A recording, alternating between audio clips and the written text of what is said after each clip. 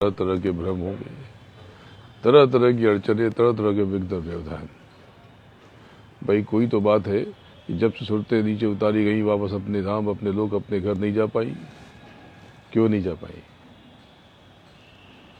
क्यों नहीं जा सकी? बस यही तो कलाकारी है।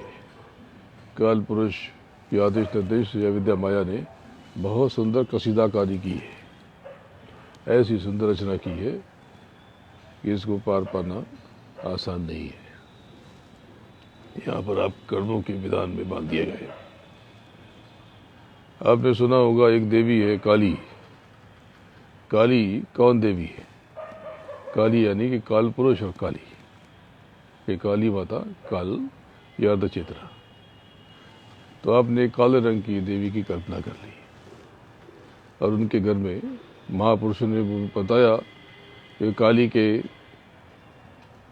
गले में ही, उसके इशारे पर ही ये नरमुंड की माला। तो नरमुंड क्या हुआ? ये सब आप सब हो गए, ये 84 लाख योनियां हो गई।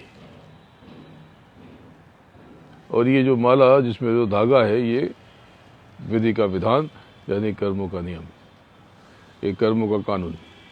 इसमें आप बंधे हो। आपको मालिक ने 2 अधिकार दिए, अच्छे से अच्छा करो और बुरे से बुरा करो। फल भोगने के लिए आप स्वतंत्र हो, आज़ाद हो, मुक्त हो, लेकिन उसका फल भोगने के लिए आप परतंत्र हो। आपने जो कुछ भी किया है उसका फल आपको भोगना पड़ेगा, और एक बार नहीं, अनंतों बार, अनंतों जन्मों तक। तो कर्म करने में सजग रहो। अब किसी को कोई समस्या आ जाती है तो ध्यान रखना, अगर आपने नाम की कमाई नहीं की और आपने सेवा नहीं की तो यही सब कर्म वापस लौटने वाले हैं। किसी के ऊपर ऊपरी बाधा कहते हैं कि ये प्रेत आ गया, तो प्रेत सबको क्यों नहीं आता? अब ये छत है, यहाँ पे हजारों भूत हैं, मुझे दिखाई पड़ रहे, आपको नहीं दिखाई पड़ रहे, क्योंकि आपको पता ही नहीं, आपको तंग भी नहीं कर रहे। तो आपको तंग क्यों नहीं कर रहे? क्योंकि आपका कोई लेना देना नहीं है।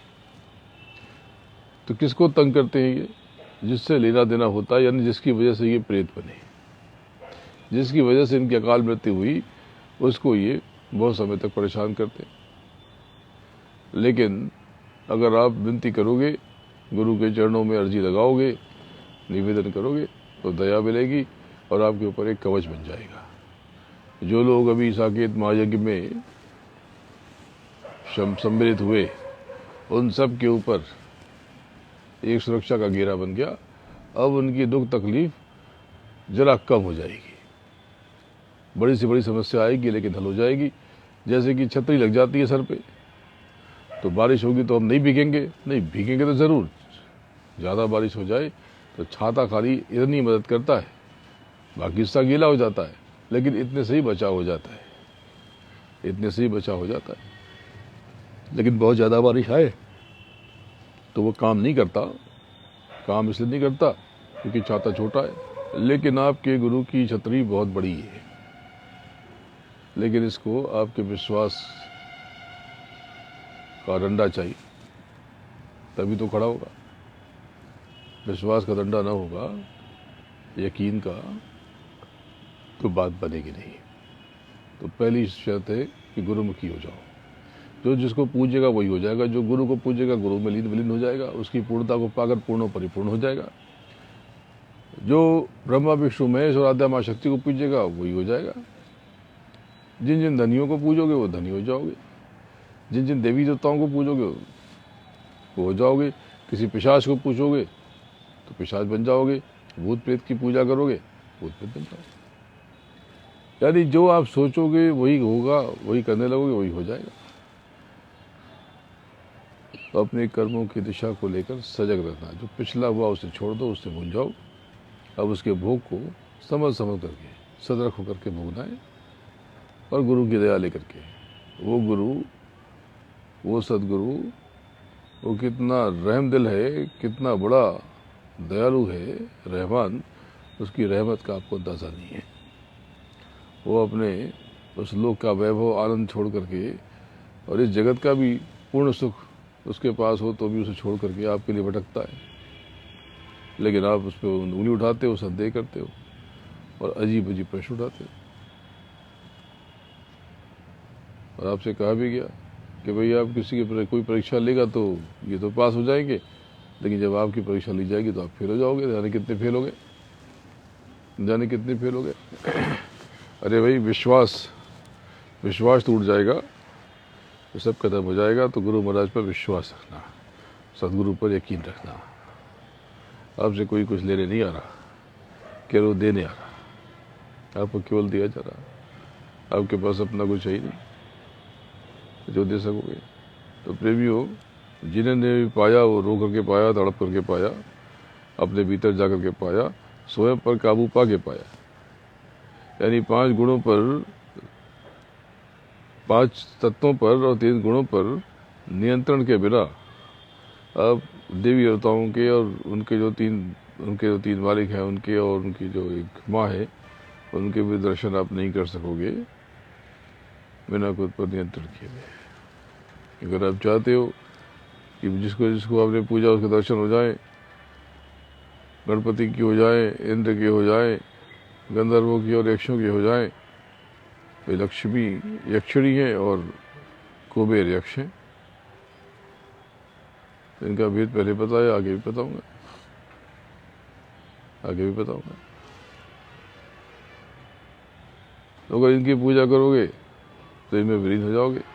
लेकिन आपने जिसकी भी पूजा की, अगर अंतर में आपको न मिले, वो उनका दर्शन न हुआ, तो व्यर्थ है आपकी पूजा।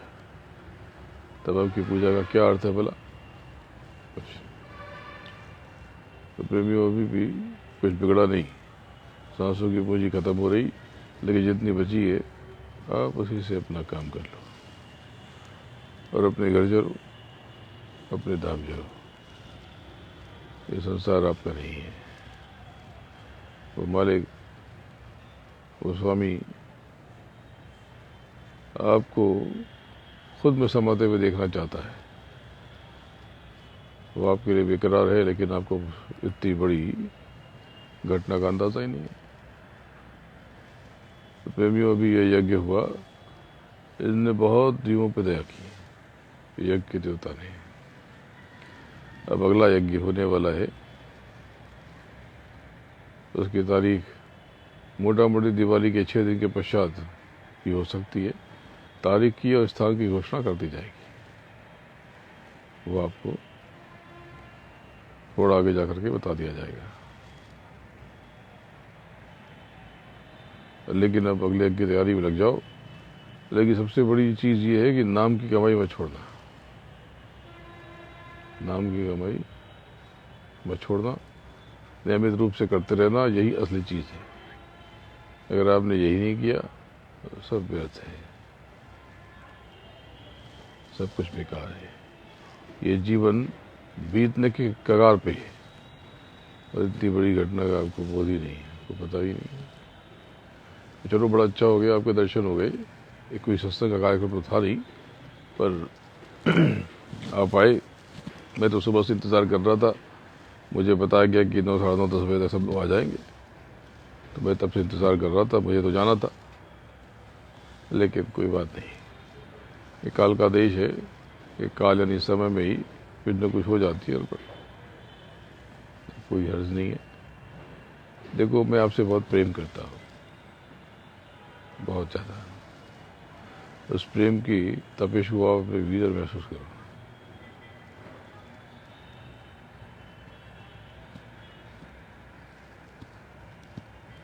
उस दया को अपने भीतर उतर करके उसके स्पंदन का एहसास करो।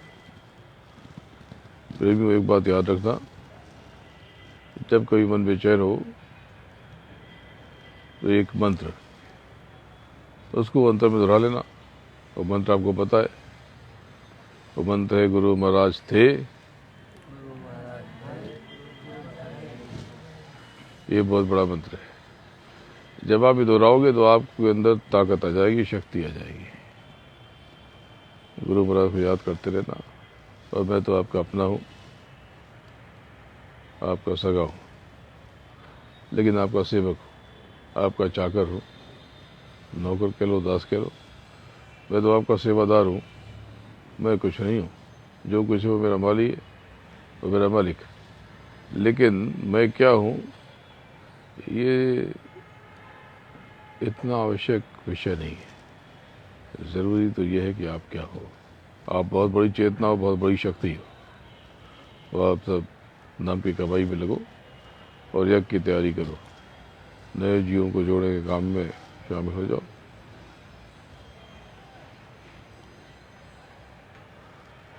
और नए जीवों में नाम का बीज पड़े, इस बारे में चिंतन करते रहना, विचार करते रहना और मालिक के संदेशों को प्रचारित और प्रसारित करते हैं। बोलो जय गुरुदेव, जय गुरुदेव, जय गुरुदेव नाम किसका, जय गुरुदेव नाम किसका।